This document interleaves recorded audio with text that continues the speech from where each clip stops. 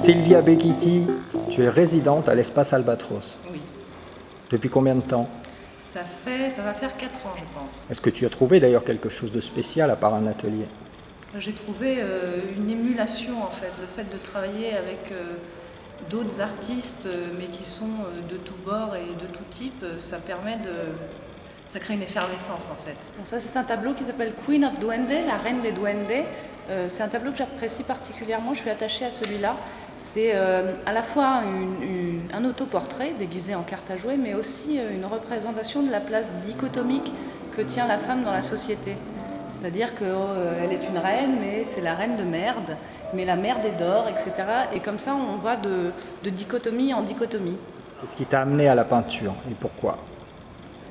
Alors, j'ai commencé des études d'architecture. Je me suis ensuite dirigée vers les Beaux-Arts au bout de 3 ans. C'est un tableau qui est titré Duende, la réponse est dans la question, et qui est sous-titré Mais qu'est-ce que c'est que cette merde?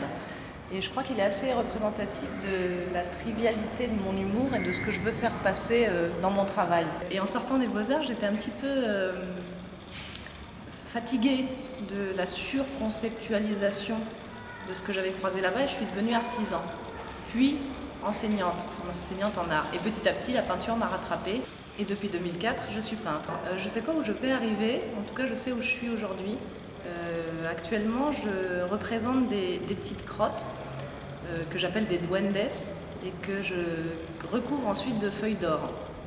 On rentre comme ça dans une dichotomie entre ce qui est représenté et le matériau qui est utilisé. C'est un tableau qui s'appelle Arya Duende. Arya, c'est un mot bouddhiste qui signifie ce qui est noble et juste, mais éloigné de la mondanité. J'ai sous-titré ce tableau Cacaboud. Ce tableau s'appelle Two Birds, One Duende. C'est un double hommage à la fois au fameux Soup Campbell de Andy Warhol et à la Merda d'Artista de Piero Manzoni.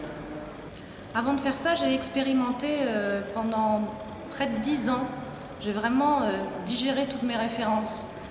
De l'impressionnisme, en passant par tous les mouvements de l'art moderne, je représentais ce qui m'avait plu.